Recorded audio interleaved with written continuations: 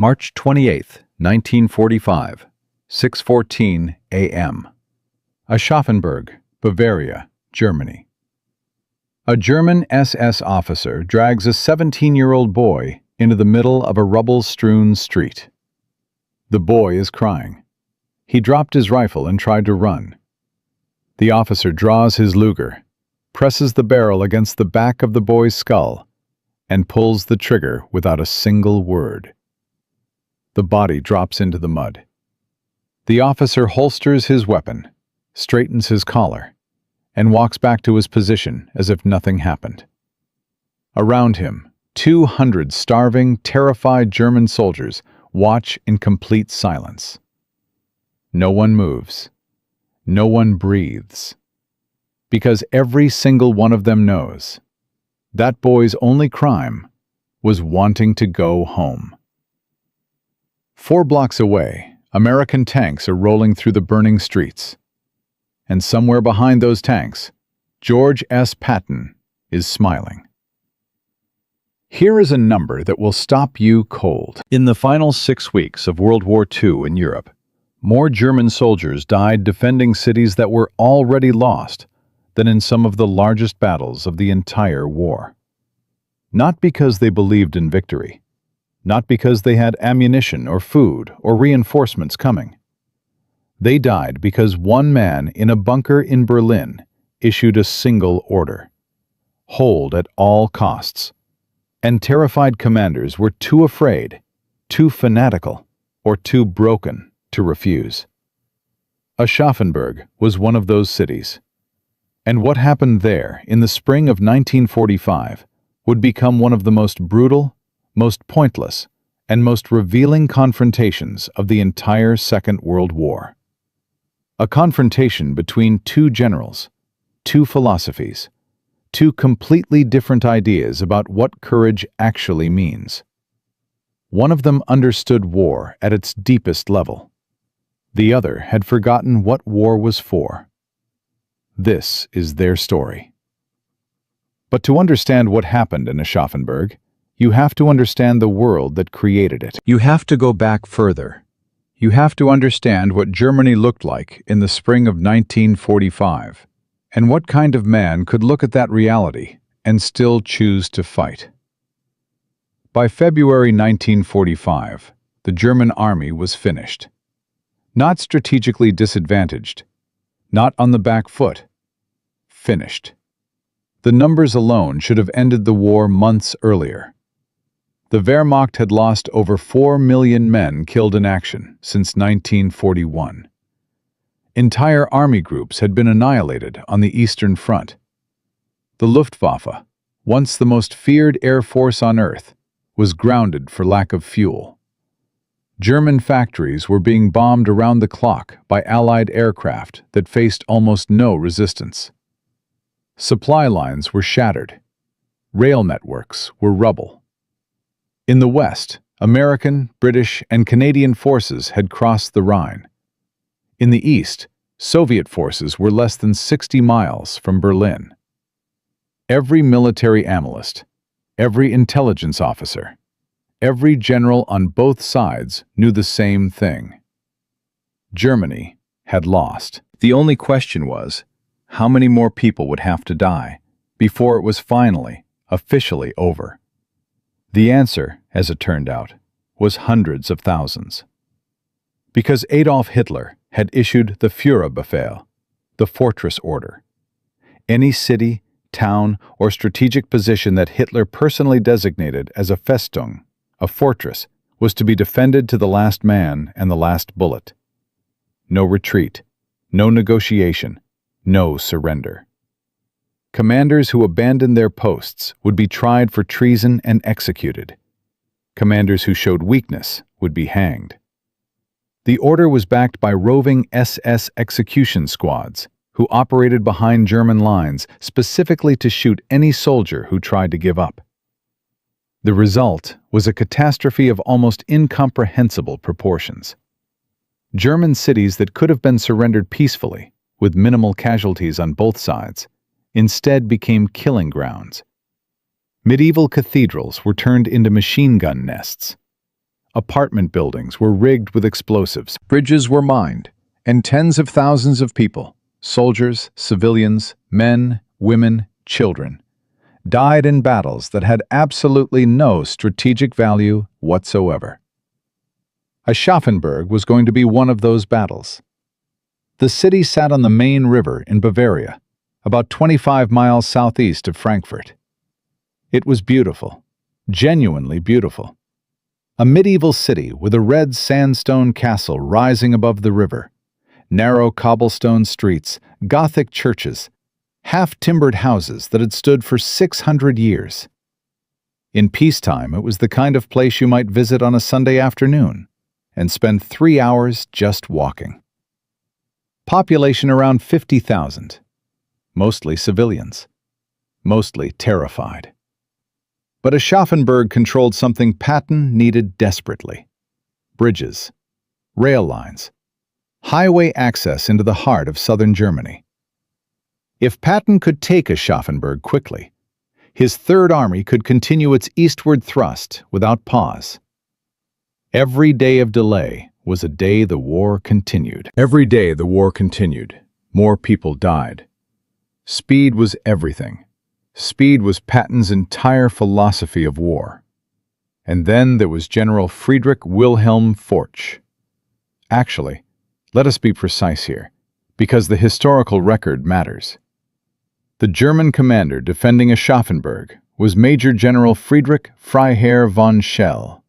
But the name that is echoed through accounts of this battle, the name attached to the fanatical defense, is associated with the garrison commander responsible for holding the city under direct orders from the Führerhauptquartier, Hitler's own headquarters. Whatever the precise chain of names and ranks, the man at the center of this story was a veteran, a real one. He had served on the Eastern Front. He had survived conditions that killed lesser men by the thousands. He had watched entire divisions dissolve in the frozen hell outside Stalingrad. He had seen the Soviet war machine at its most savage and had come out the other side still standing. That kind of experience does something to a man. It either destroys him entirely, or it creates something harder than steel, something that can no longer process the concept of giving up. He had received his orders directly from Berlin. Aschaffenburg was a Festung. It would be defended. It would not surrender. Every man under his command would fight until there was nothing left to fight with. He gathered his officers, and he told them this plainly, without drama, without hesitation. The city was a fortress. They would hold it. Anyone who disagreed could step forward and be shot immediately. No one stepped forward. On March 25, 1945, the first American patrols from the 45th Infantry Division reached the outskirts of Aschaffenburg. They were elements of Patton's Third Army, and they had been moving so fast through Germany that they sometimes captured towns before the defenders even realized Americans were in the area. The 45th had liberated Dachau. They had fought through some of the hardest urban combat of the entire European campaign. They were experienced, they were aggressive, and they fully expected Aschaffenburg to be like every other German city at this point in the war. A few shots, some negotiation, a white flag by afternoon. Move on. Standard procedure at this point was to send a patrol forward under a white flag, deliver the formal surrender demand, wait for the response. The Americans had done this dozens of times in recent weeks. The response was almost always the same. Tired German officers shaking their heads, saying thank God, leaving their men out with their hands raised, grateful it was Americans and not Soviets coming through the door. The patrol went forward. The white flag was raised. A German officer came out to meet them. He listened to the American demand for surrender with an expression carved from granite. He did not fidget. He did not hesitate. He took the written surrender document, read it carefully, folded it precisely, and handed it back. Then he spoke. The garrison of Aschaffenburg will not surrender. The Führer has ordered us to fight to the last man. Any American soldier who enters this city will die.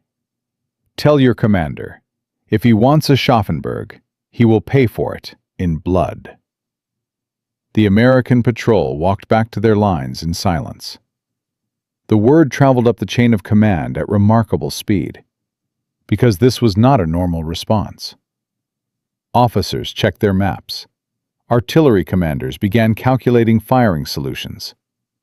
And then the message reached George Smith Patton, general of the Third Army, standing at his forward headquarters with a cup of terrible coffee and a map of Bavaria spread across a folding table.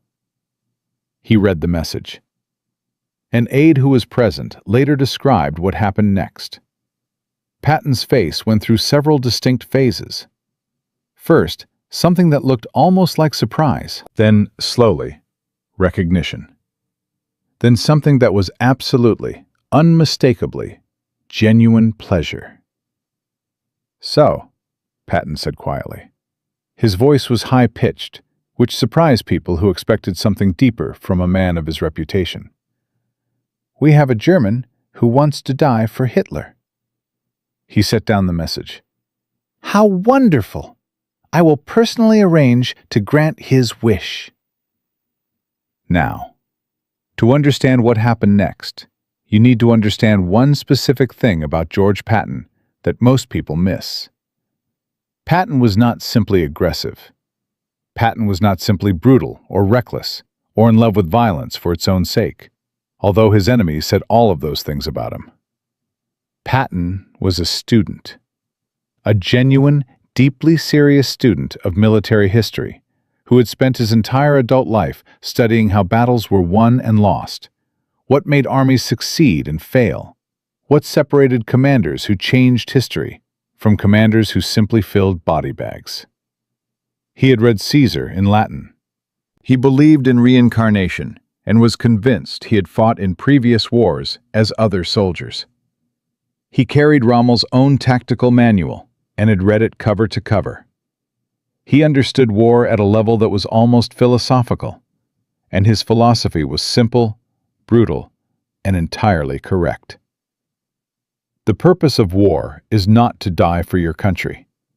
The purpose of war is to make the other poor son of a bitch die for his country. He had zero patience for pointless sacrifice, zero patience for pride masquerading as courage, zero patience for men who spent other men's lives to prove a point that no longer had any point to prove. And here, in Aschaffenburg, was a German general doing exactly that. Patton issued his orders with cold efficiency. He diverted additional artillery battalions to the Aschaffenburg sector. He called in tactical air support. He redirected tank and infantry units to ensure the city was completely surrounded on all sides. There would be no escape route. There would be no relief column coming. There would be no miracle. He was going to reduce that city to absolute rubble, capture or kill every defender inside it, and he was going to do it as fast as possible to make an example so stark and so complete that every other German commander in Bavaria would understand the choice they faced: surrender or become Aschaffenburg. "I want that city reduced," Patton told his staff. His voice was calm, matter-of-fact, the way a man sounds when he has made a decision he has no doubts about whatsoever. "And I want that German general brought to me alive, if possible. I have a few things I'd like to say to him, personally." March 28th, the battle began, and everything that followed was hell. The 1st American infantry units pushed into the outer districts of Aschaffenburg and immediately encountered something they had not seen in weeks: organized, prepared, fanatical resistance. Machine gun positions on upper floors with clear fields of fire down every street. Snipers in church towers. Booby traps on every door. Cellars rigged with explosives.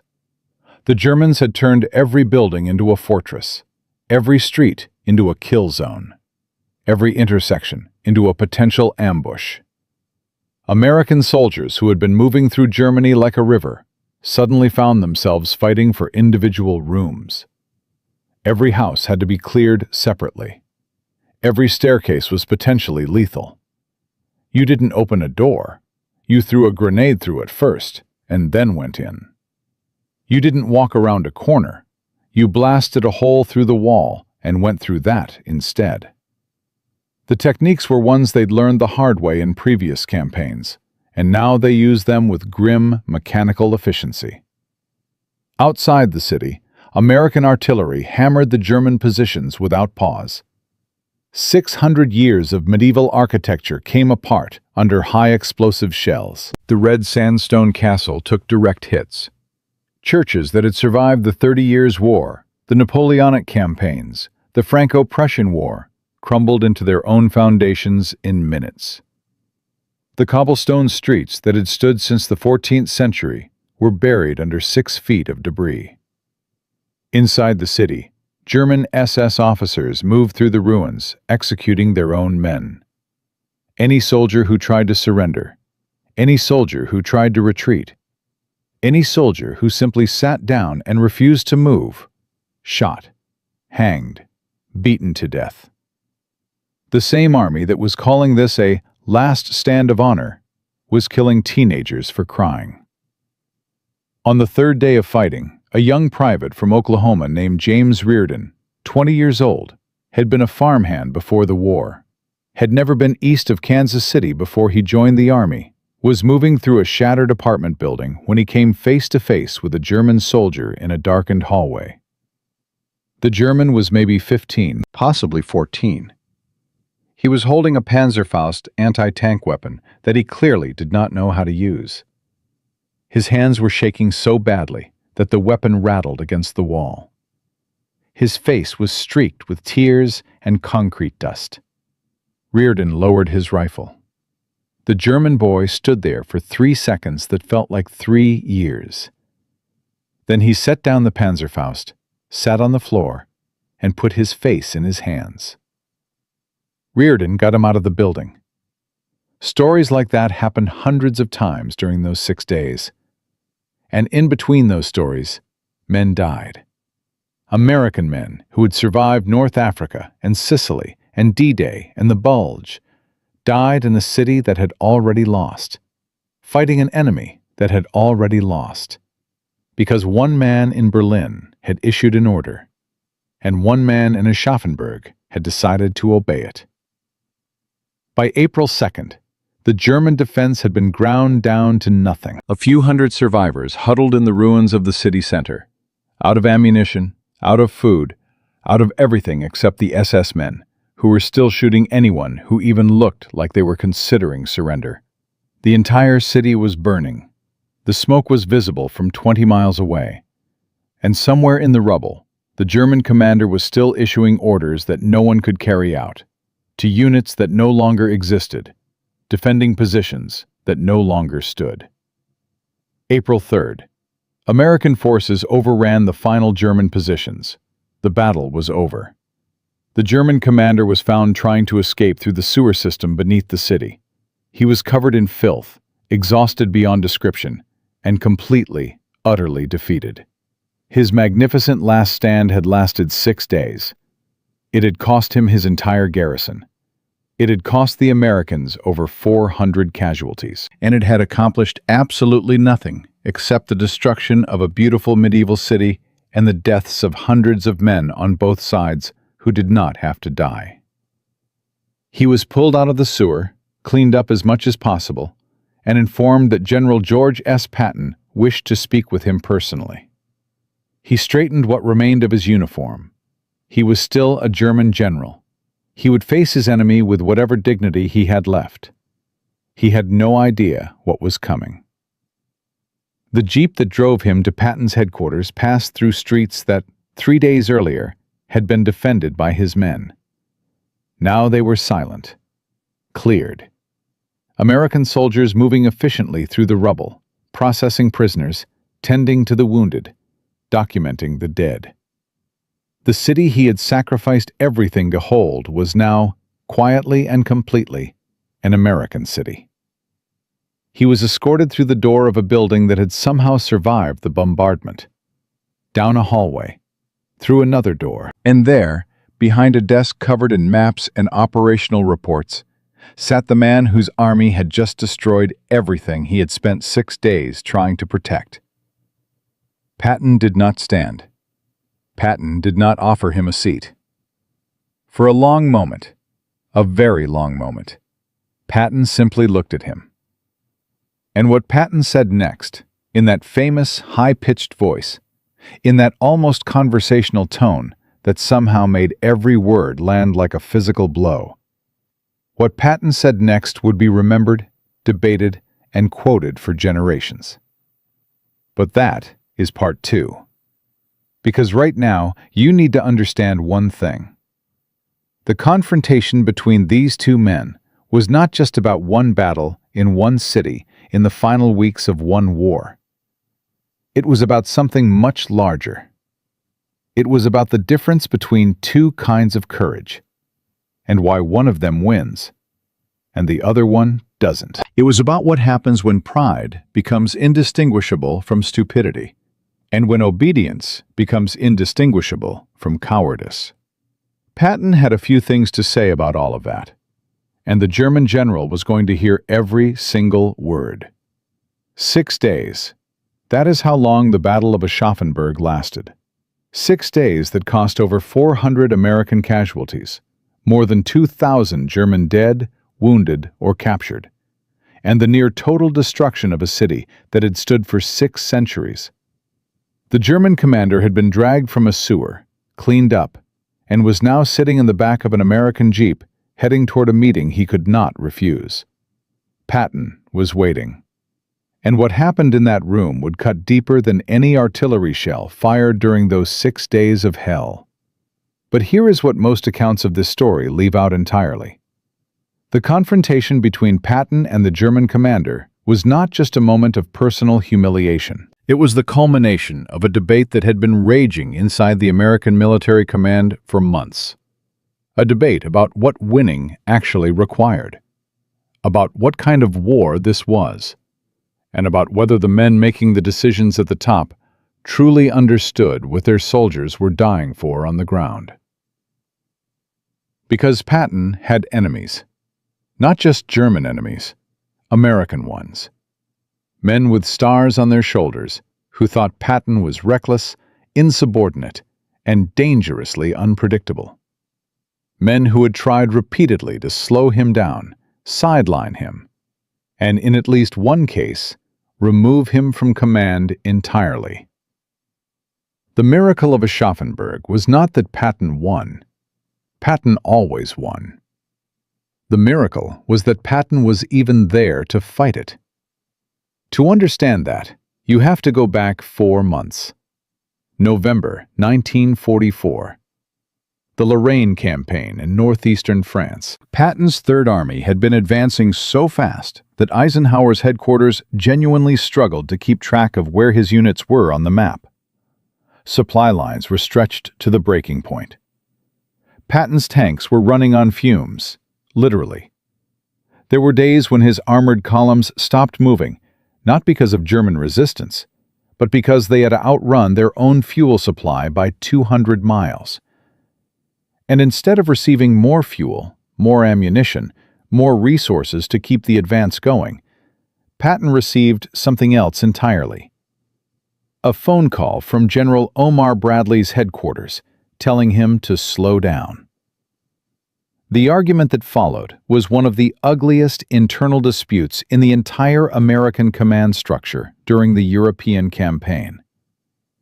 On one side, Patton, who believed that momentum was everything, that every day of hesitation gave the Germans time to regroup, reinforce, and prepare defenses that would cost thousands of American lives to break through later. On the other side, a coalition of senior commanders, logisticians, and political officers who believed Patton was moving too fast, risking overextension, and prioritizing personal glory over coordinated strategy.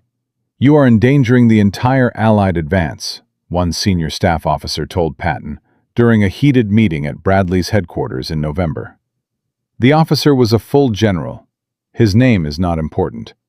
What is important is what he said next.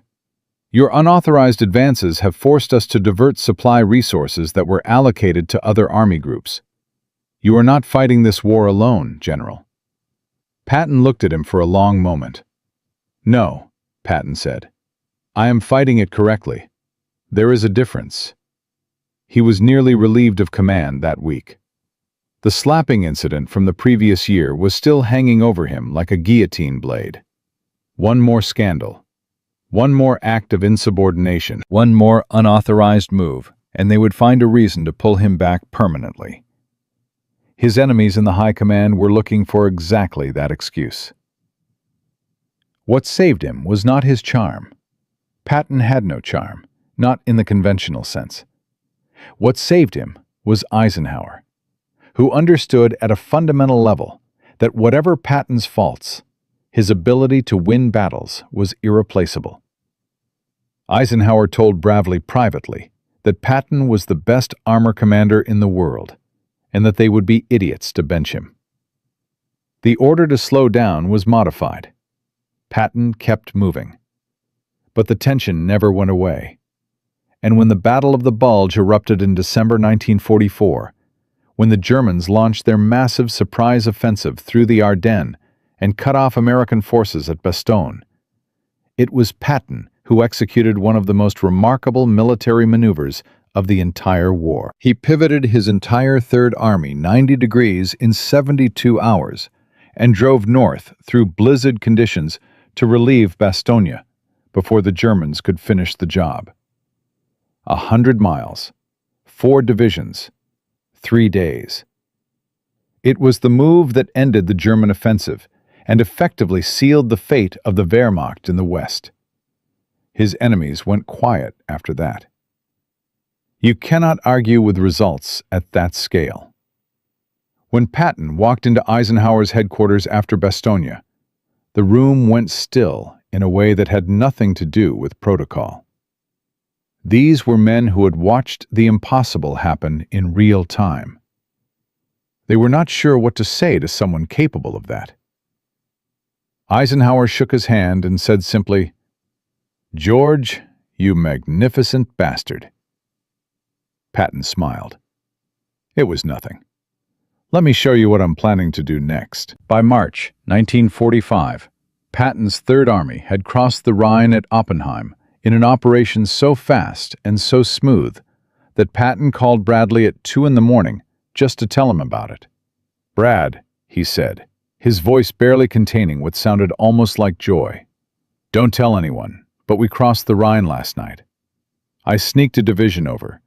I want the world to know that the Third Army made it before Monty." He was referring to British Field Marshal Bernard Montgomery, whose massive, carefully planned Rhine crossing with full air support and amphibious equipment was scheduled for the following day, with full media coverage. Patton crossed the Rhine with a single division, almost no fanfare, and complete tactical surprise. Then he kept going.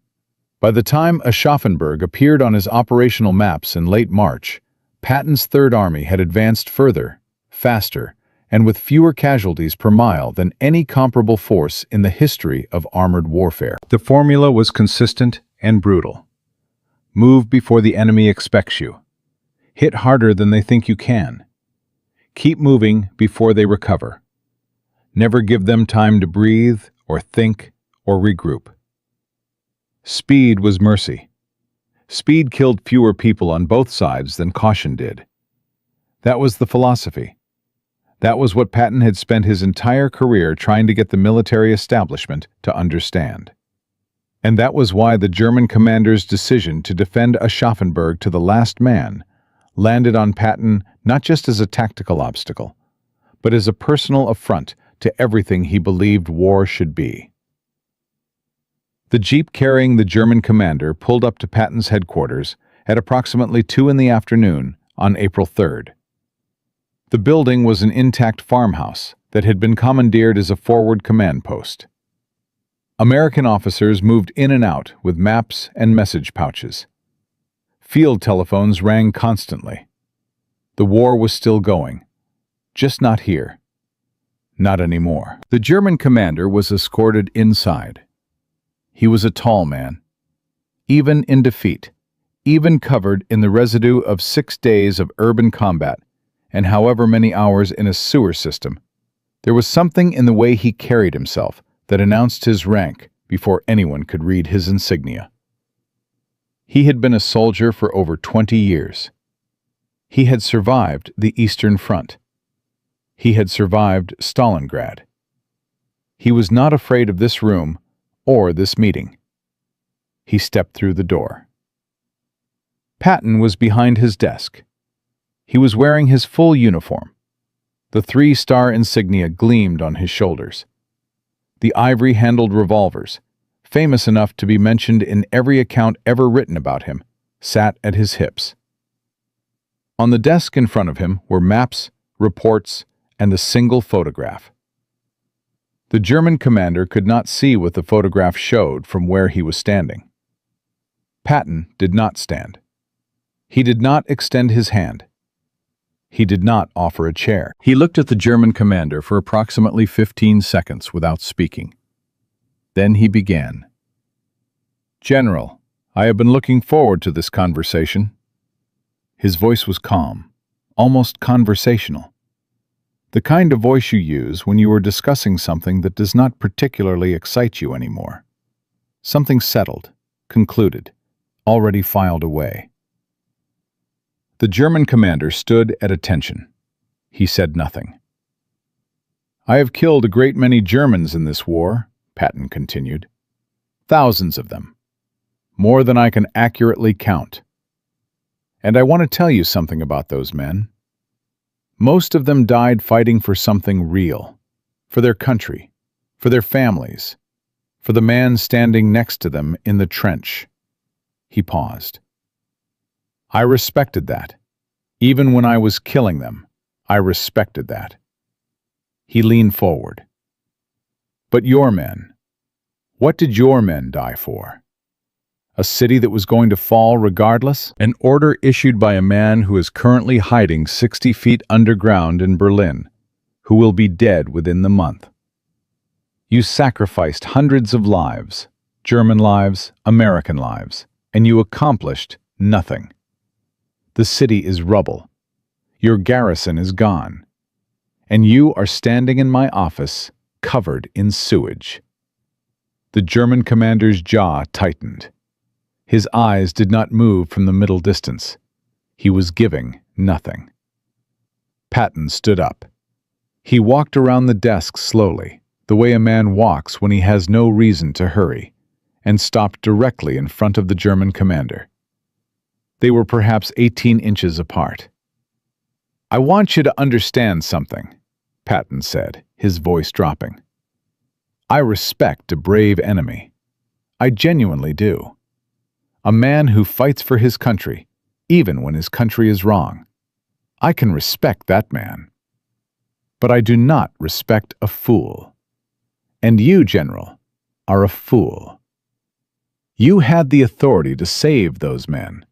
You had the information to make the correct decision." Every officer on both sides of this war knew Germany was finished. You knew it. Your men knew it. That boy, your SS sergeant, shot in the street on the second day of fighting, he knew it. He was 17 years old, and he knew it.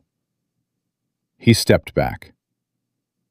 "In another era, I might have had you shot for what your decision cost both sides. But we are trying to be civilized now. So instead, you will spend whatever years remain to you, knowing that your last act as a soldier was a pointless, stupid waste of human lives. I sincerely hope that knowledge follows you for a very long time." Patton turned and walked back to his desk. "Get him out of my sight." The German commander was led away without speaking a single word. He was processed, photographed, and transferred to a prisoner of war holding facility. He would spend the next several years in American captivity before being released. He lived until 1971. He died in West Germany, in what can only be described as complete obscurity, which is its own kind of verdict. Patton wrote about the meeting in his diary that evening. The entry was brief, blunt, and entirely characteristic of the man. He described the German commander as a stubborn fool who had gotten his men killed for nothing. He wrote that he had told him exactly what he thought. He noted that the man had no answer and added, with a kind of weary recognition, that none of them ever did. But the Battle of Aschaffenburg did not end when the German commander walked out of that room, because Patton immediately did something that no one in his command expected. He ordered photographers to document the destruction of the city in as much detail as possible. Every collapsed building, every burned street, every piece of medieval architecture that no longer existed. He had leaflets printed using those photographs and dropped them by aircraft over every remaining German-held city in his operational area. The message printed on those leaflets was short. It did not need to be long. This is Aschaffenburg. This is what happens when you refuse to surrender. The effect was immediate and measurable. In the final 3 weeks of the war in his sector, Patton's forces accepted the surrender of multiple German-held cities that had previously been designated as Festungs, cities that had SS garrisons. Cities where the commanders had received the same orders the Aschaffenburg commander had received. Cities where, 3 weeks earlier, those commanders might have made the same decision. They looked at the photographs of Aschaffenburg, and they made a different choice. Thousands of people were alive in May 1945 who would not have been alive if Patton had not turned one destroyed city into the most effective psychological warfare operation of the final month of the war in Europe. But there was something else happening in those final weeks. Something that even Patton, with all his intelligence and all his strategic instinct, had not fully anticipated. Because the German military command structure was fracturing in ways that went far beyond individual commanders making surrender decisions. The entire Wehrmacht chain of command was disintegrating in real time. And what was replacing it was something far more unpredictable and far more dangerous. Isolated SS units, cut off from command, were operating on their own initiative. Small, fanatical groups with no connection to the formal surrender process, no interest in survival, and nothing left to lose. They were moving through the German countryside, executing anyone they identified as a deserter, a collaborator, or simply someone who looked like they might be planning to give up. They were also, in at least 3 confirmed cases, targeting American patrols. And one of those groups was now operating in the exact sector where Patton's Third Army was planning its next major advance. Intelligence had it that they were well-armed, well supplied from hidden caches, and led by an officer who had reportedly told his men that the war would continue regardless of any official surrender, that true German soldiers did not recognize the authority of politicians to end a fight that soldiers had started. Patton received this intelligence report on the evening of April 4th, the day after his meeting with the Aschaffenburg commander. He read it twice. He set it down. He picked up his pen and wrote a single sentence in the margin. Find him. The war was not over. Not yet. And the most dangerous enemies were no longer the ones defending cities. They were the ones who had stopped defending anything at all, and were simply trying to make sure that as many people as possible died with them before the end. In Part 3, we find out whether they succeeded. Aschaffenburg was rubble. The German commander was in a prisoner of war cage, and Patton's leaflets were falling from the sky over every remaining German-held city in Bavaria, like a paper judgment from history itself. The photographs did not lie. The message was brutally simple. Surrender or become this. By April 4th, 3 additional German garrison commanders had already requested terms. The psychological operation was working beyond anyone's projection. But that intelligence report on Patton's desk, the one about the isolated SS unit operating without orders, without a chain of command, and without any intention of stopping, that was something different entirely. Something that conventional military logic had no framework for. Because you cannot negotiate with a man who has decided the war will never end. And you cannot predict where a man like that will strike next. The number you need to understand is 41. That is how many confirmed American soldiers were killed in the final 2 weeks of April 1945 in the European theater by German forces who were operating after their unit commanders had either surrendered or been captured.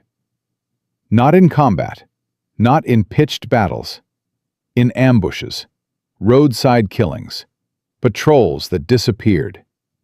41 men who survived the entire war, survived Normandy and the Bulge and the Rhine crossing, and died in the last 14 days because a handful of fanatics refused to accept the reality that everyone else on Earth had already accepted. This was the new war, and it was the most dangerous kind. The SS unit operating in Patton's sector had a name, or rather, a designation: Kampfgruppe Steiner, though the officer commanding it had no connection to the general of the same name. He was an Obersturmbannführer, a lieutenant colonel, a man in his mid-30s who had spent 4 years on the Eastern Front and returned from that experience with something broken permanently behind his eyes. His name was Werner Haas. He commanded approximately 80 men, a mix of SS veterans and Volkssturm conscripts who were either true believers or too terrified of Haas to consider any alternative. They had weapons, ammunition from hidden caches, and detailed knowledge of the local terrain. And they had a specific target: American supply convoys. Patton's advance into southern Germany depended on an arterial network of supply routes running east from the Rhine. Fuel, ammunition, food, medical supplies. Everything his armored spearheads needed moved along those roads in trucks driven by men who were not combat infantry, who were not expecting ambushes, and who were in many cases unarmed beyond a sidearm. Between April 5th and April 9th, Kampfgruppe Steiner hit 4 separate convoys. They destroyed 11 trucks, killed 9 American soldiers, and wounded 22 more. They melted back into the forests each time before any response force could be organized. American intelligence identified the pattern on April 10th. The problem was not finding the unit. The problem was that finding them required intelligence assets, infantry resources, and time, all 3 of which were in direct competition with Patton's primary operational objective of advancing east as fast as possible. Every day spent hunting Haas was a day of advance lost. Every infantry platoon assigned to convoy protection was a platoon not pushing toward the next objective. It was a classic partisan warfare equation, and it was one that conventional military planning had not built a solution for in this phase of the campaign. The officer who brought this problem to Patton on April 10th was a young intelligence captain named Robert Schaefer, 26 years old, from Cincinnati, who had the specific misfortune of delivering bad news to George Patton on a day when Patton had already received 3 other pieces of bad news before breakfast. Schaefer laid out the intelligence assessment with admirable precision: location estimates, movement patterns, likely resupply points. Then he presented the resource request: 1 infantry battalion, 10 days, full intelligence support. Patton looked at the assessment. He looked at his operational map. Then he looked at Schaefer. 1 battalion, 10 days, to find 80 men. Yes, sir. Do it in 5. Use a company, not a battalion. If you need more than a company to find 80 men in a 20-square-mile area, you are thinking about this incorrectly. He turned back to his map. Next problem. Schaefer left the room and immediately began making the operation work with exactly what he had been given, which was how things functioned in Patton's command. You did not come back to argue. You found a way. But the internal pressure was building from a different direction entirely, because the convoy attacks had reached the press. War correspondents embedded with Third Army were filing reports. The narrative taking shape in those reports was not flattering to the American command. Stories of supply trucks burning on German roads, of drivers killed weeks before the war's end, of an enemy that had supposedly been defeated, continuing to kill Americans with apparent impunity. Back in Washington, the reports created political pressure that traveled down the chain of command with the speed and precision of a well-aimed artillery shell. Bradley called Patton on the evening of April 11th. "George, I need this resolved." "It will be." "I need a timeline." "You'll have one when I have one." A pause. "Brad, I have 3 armored divisions pushing toward Czechoslovakia. I have supply lines running 200 miles, and I have 80 men in a forest causing you a political problem. Keep perspective. It's not just political, it's morale. Our men are dying. Our men are dying because a lunatic with 80 soldiers and a death wish decided the war is still happening. My answer to that is to end the actual war faster, which is what I am doing. Give Schaefer 5 days.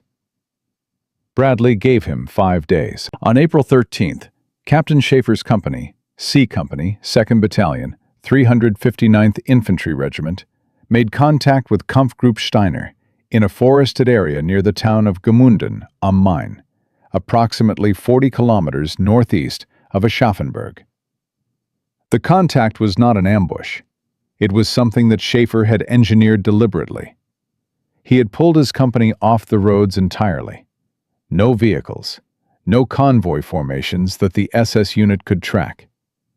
Instead, he had spent 2 days moving his men through the forest on foot, using local informants to triangulate the unit's probable position, and positioning 3 separate elements to approach from different directions simultaneously. He had studied the German unit's pattern. They moved to a new position every 36 hours. They used high ground for observation. They cooked meals only after dark to prevent smoke observation. They were disciplined and experienced. But they had one consistent vulnerability: water. They had to resupply from streams, and there were only 3 viable water sources in their operational area. Schaefer put observation posts on all 3. The morning of April 13th, 0430 hours, pre-dawn darkness. A 2-man German water party moves toward the stream at grid reference 447-882. One of Schaefer's observation posts spots them. The radio call goes out. Schaefer triggers the movement of all 3 elements simultaneously. The Germans hear something. They are good soldiers. They react immediately, pulling back toward their main position. But the main position is where Schaefer expected it to be. The first element of C Company is already there, dug in and waiting. The second element is cutting off the western withdrawal route. The third is moving up from the south. The firefight lasts 11 minutes. Haas dies in the first exchange of fire, hit 3 times before he can reach the tree line. Without him, the unit fragments. Half try to fight, half try to run. Neither succeeds. By 0530, the engagement is over. 44 German soldiers are dead. 29 surrender.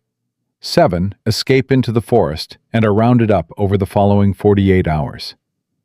American casualties: 2 wounded, neither seriously.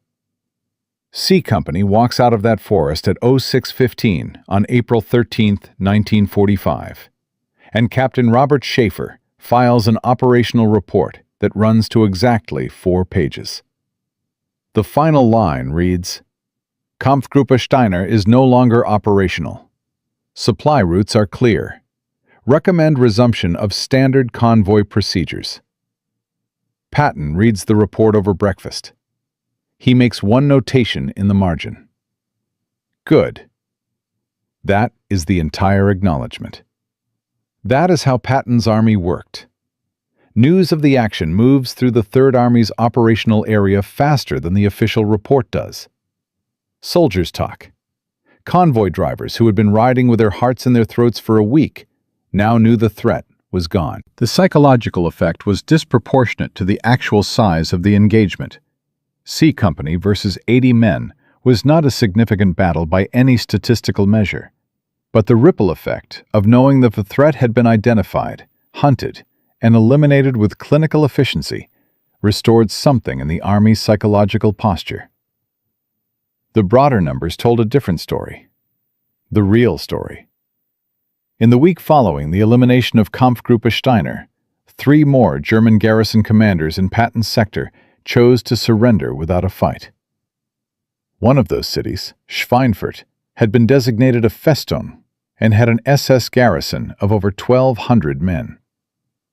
The commander cited multiple reasons in his surrender document: the destruction of Aschaffenburg, the evident futility of continued resistance, the elimination of Kampfgruppe Steiner as proof that even unconventional resistance was being methodically eliminated. He estimated that a defended fight for Schweinfurt would cost between 800 and 1,200 German casualties and result in total destruction of the city regardless. He chose differently. 1,200 men went home after the war. An entire city survived intact. American forces entered Schweinfurt on April 16th without a single shot fired. Patton drove through the city in his jeep that afternoon, past medieval buildings still standing, past civilians watching from windows with a mixture of exhaustion and relief, past German soldiers who had laid down their weapons and were being processed with efficient correctness by American military police. He stopped once in the main square and looked around for a long moment at a city that still existed.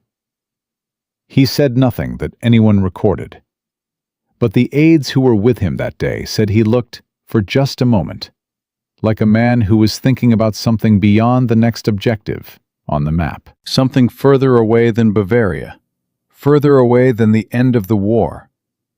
Something that had to do with what all of this would mean when the shooting finally stopped, and people started adding up what it had cost. 17 German cities in Patton's operational area surrendered in the final 3 weeks of the European War. 4 of them were designated Festungs. 2 of them had SS garrisons that had previously indicated they would fight to the last. The total American casualties in taking those 17 cities were fewer than 50. Compare that to Aschaffenburg, 400 casualties for a single medium-sized city. The contrast was not subtle. The math was not complicated. Patton's combination of overwhelming force, psychological warfare, and the elimination of unconventional threats had produced something approaching a bloodless final campaign in southern Germany. The number that historians use is approximately 4,000. 4,000 lives, German and American combined, that were statistically likely to have been lost in defended urban battles in those final 3 weeks based on casualty rates from earlier comparable engagements. 4,000 people who were alive in May 1945 who would not have been alive without the cascade of decisions and actions that began with a German commander refusing to surrender in Aschaffenburg. Patton never made this calculation publicly. It was not his style. He accepted a 3rd oak leaf cluster to his Distinguished Service Medal in a brief ceremony on April 28th, shook the presenting officer's hand, and asked whether the ceremony was finished because he had things to do. The presenting officer said yes. Patton left. On May 7, 1945, Germany surrendered unconditionally. The war in Europe was over. Patton was not in the mood to celebrate. He had already told his staff that the real war, the one that mattered for the next 50 years, was with the Soviet Union, and that the Western Allies were making a catastrophic mistake by stopping their advance where they did. He wanted to push east. He wanted to push hard and fast, the way he always did. His superiors told him no. He was reassigned to command the 15th Army, essentially an administrative post responsible for documenting military history.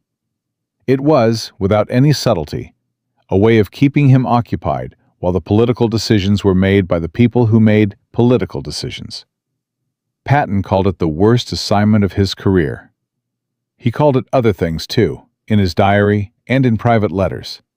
Things that would eventually get him removed from command entirely. He said out loud what he was thinking, the way he always had. And what he was thinking about Soviet intentions in Europe was not something that Eisenhower's headquarters wanted said out loud in October 1945 by a serving American general. He was relieved of command of the Third Army on October 2, 1945. On December 9, 1945, he was in a staff car outside Mannheim when it was struck by a military truck at a low-speed intersection. He suffered a broken neck. He was paralyzed from the shoulders down. He was transferred to a hospital in Heidelberg. 12 days later, on December 21, 1945, General George S. Patton died in his sleep, alone in a foreign country, 6 months after the war he had fought his entire life to be part of had ended without him. He was 60 years old. The men who had served under him learned of his death through the Army's communication network, the same network that had carried his orders across France and Germany and Bavaria. Many of them said, later, that the news felt wrong in a way that was hard to articulate. Not just sad, wrong. Like a fact that did not fit the story they had lived inside. George Patton was not supposed to die in a car accident. George Patton was supposed to die in a way that matched his life. But history does not concern itself with what is appropriate, and the full story of what Patton left behind, what his campaigns actually meant, what the man who refused to surrender in Aschaffenburg understood about him that the history books missed, and what the final verdict of the war said about everything Patton believed. That story has one more chapter. A chapter that most people have never heard. In Part 4, we close the book, and the last thing in it will surprise you. From a destroyed city on the Main River in Bavaria, to a psychological warfare operation that saved thousands of lives across an entire theater of war. From a German commander dragged out of a sewer, to 17 cities that surrendered without a fight. From one general's refusal to accept a hopeless order, to another general's refusal to waste a single life more than necessary. The story of Aschaffenburg traveled through 3 parts and left you with one question still unanswered. What happened to George Patton after the war ended? And what does the man who refused to surrender in Aschaffenburg have to do with the answer? Because there is a twist at the end of this story, a detail that most histories of Patton leave out entirely. A connection between the German commander in that sewer and the American general who died in a hospital bed in Heidelberg 6 months after the war ended, that changes the meaning of everything that came before it. And it begins with the hardest part of any soldier's story. What happens when the fighting stops and the world asks you to become something ordinary again? George Patton never found an answer to that question. He tried. He genuinely tried. In the weeks after Germany's surrender on May 7, 1945, he attended the official ceremonies, shook the required hands, accepted the formal acknowledgments that were offered to a man whose army had advanced further and faster than any comparable force in the history of armored warfare. He smiled in the photographs. He said the correct things in the correct settings. But his diaries from those weeks tell a different story. He wrote about feeling irrelevant, about watching political decisions being made that he believed were strategically catastrophic. Specifically, the decision to stop the Allied advance at the agreed demarcation lines and allow Soviet forces to occupy territory that Patton believed they would never voluntarily relinquish. He was right about that, as history would confirm over the following 40 years of Cold War. But being right and being heard are entirely different things. And in the summer of 1945, nobody in a position of authority wanted to hear George Patton's opinions about Soviet intentions. He was given command of the 15th Army on October 7, 1945. The 15th Army had no combat role. Its mission was to compile the official history of the American military campaign in Europe, essentially, to write down what had already happened. For a man who had spent his entire adult life moving forward, it was a form of slow suffocation dressed in administrative language. Patton described the assignment in a letter to his wife Beatrice as being asked to be a librarian after spending 20 years as an explorer. He could not make it work. He could not make himself into the version of himself that the peacetime army needed him to be. On December 9, 1945, he was traveling in a staff car outside Mannheim when the vehicle was struck by a military truck making a turn at low speed. The collision was minor by any external measure. The damage to the car was superficial. The other occupants were uninjured. But Patton, who had survived North Africa and Sicily, and the Bulge, and Bastogne, and the Rhine crossing, and 4 years of combat without a serious wound, broke his neck in a low-speed traffic accident on a quiet German road on a Sunday afternoon. He was paralyzed from the shoulders down. He was transferred to the 131st Station Hospital in Heidelberg. His wife flew from the United States to be with him. For 12 days, he lay in that hospital bed, unable to move, his mind completely intact. The doctors who treated him said he remained alert, engaged, and entirely himself until the end. He read, he talked, he thought. He had not lost any of the things that made him who he was, only the ability to move through the world that those things had shaped. On the evening of December 21, 1945, General George Smith Patton closed his eyes and did not open them again. He was 60 years old. He was buried, at his own request, with the soldiers of the Third Army in the American Military Cemetery at Hamm, Luxembourg, among the men he had commanded, and the men he had pushed beyond what they thought was possible, and the men who had died following his orders into places that nobody else was willing to go. The ivory-handled revolvers that he had worn through every campaign of the European war were not buried with him. They were eventually donated to the Patton Museum. They are still there. The men who had served under him did not mourn him the way civilians mourned public figures. They mourned him the way soldiers mourned someone who understood them completely, with a silence that contained more than words could carry. Many of them said, in interviews given years and decades later, that serving under Patton had been the most demanding and the most clarifying experience of their lives. That he had shown them what they were actually capable of. That they had done things under his command that they would never have believed possible if someone had described those things to them before the war. Captain Robert Schaefer, who had eliminated Kampfgruppe Steiner with a single company in 11 minutes on the morning of April 13th, returned to Cincinnati after the war and opened a hardware store. He ran it for 31 years. He did not talk about the war to his customers. He did not attend military reunions. When his children asked him about his service, he told them the broad outlines and left out the details. He died in 1987. His operational report from the Gmunden action, 4 pages of precise military language describing the elimination of a 60-man SS unit in a German forest, is in the National Archives in College Park, Maryland, filed under records of the 359th Infantry Regiment.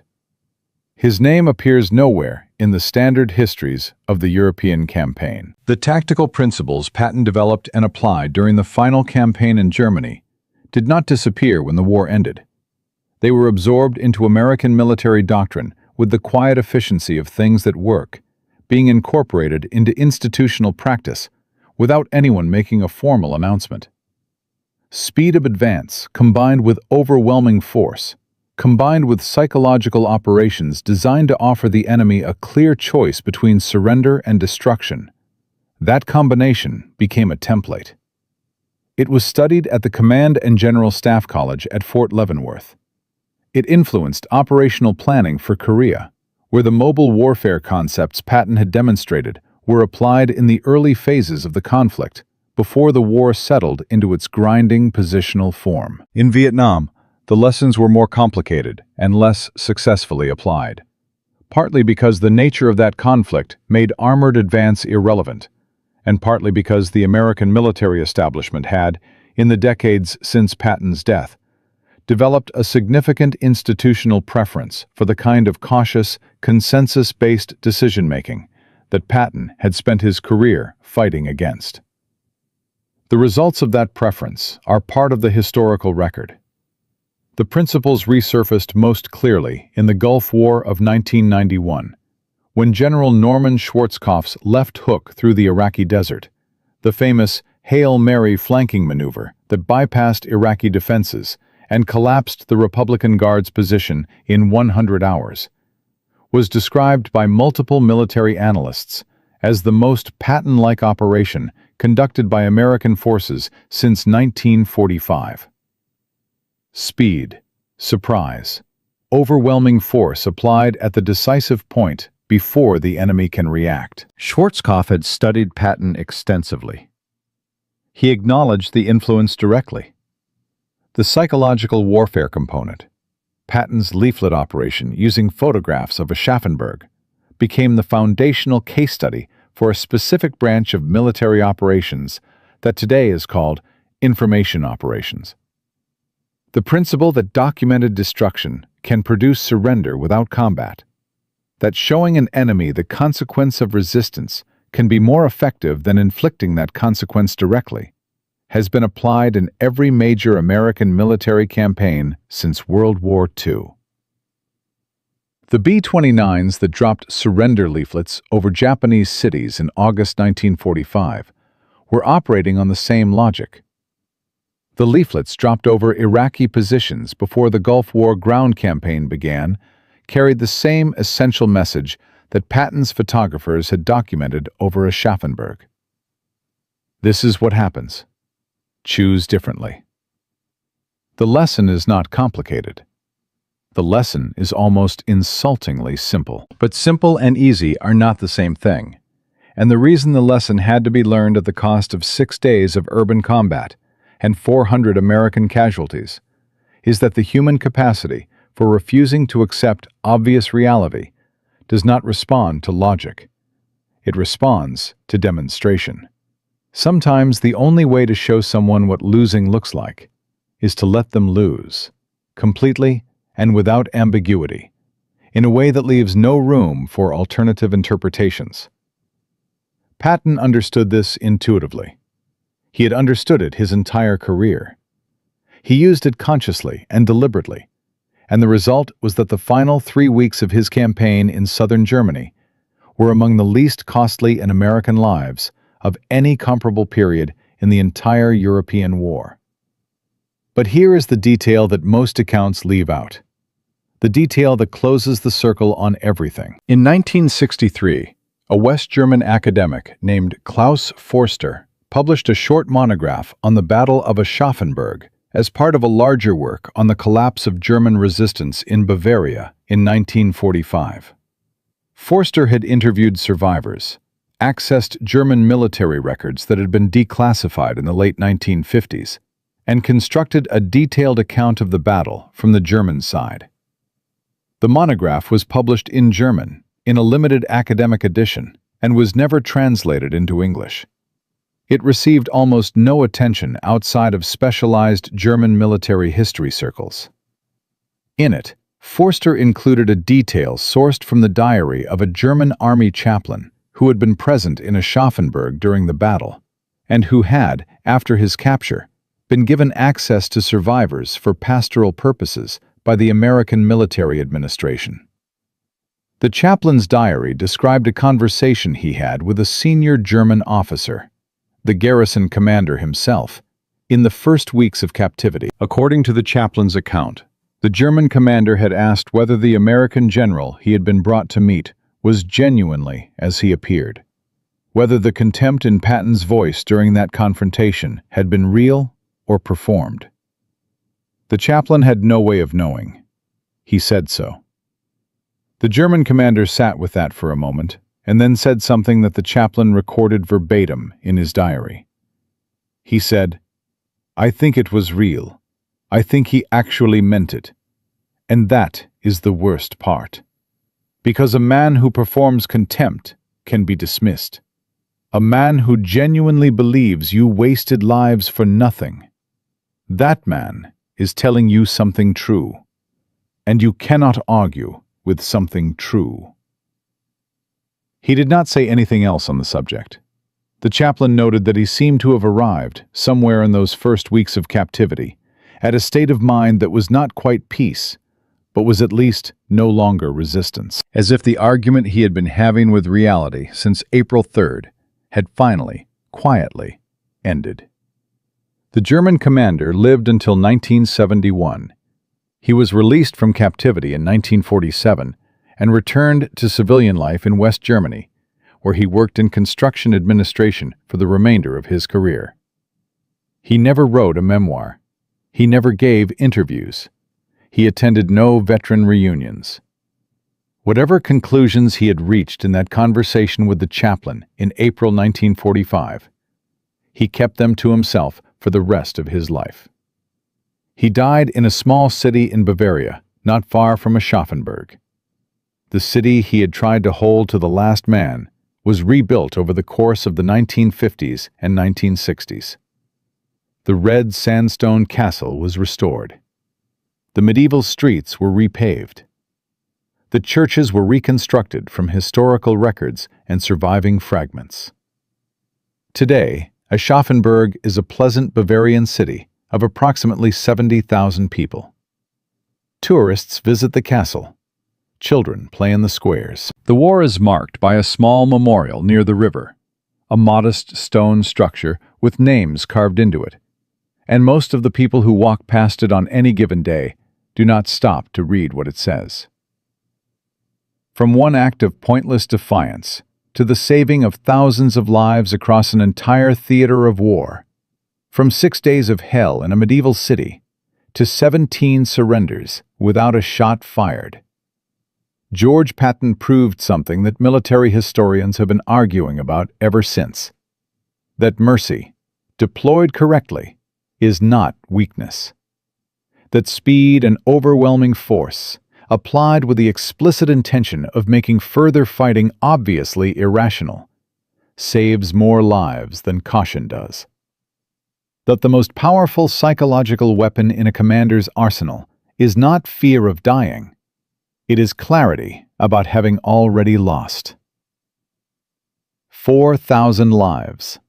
That is the conservative historical estimate of casualties avoided in the final 3 weeks of the Third Army's campaign in southern Germany. 4,000 people who went home. 4,000 families that were not destroyed. 4,000 names that do not appear on any memorial because they lived. That is the number. That is what one decision, made correctly, in the ruins of one city, was actually worth.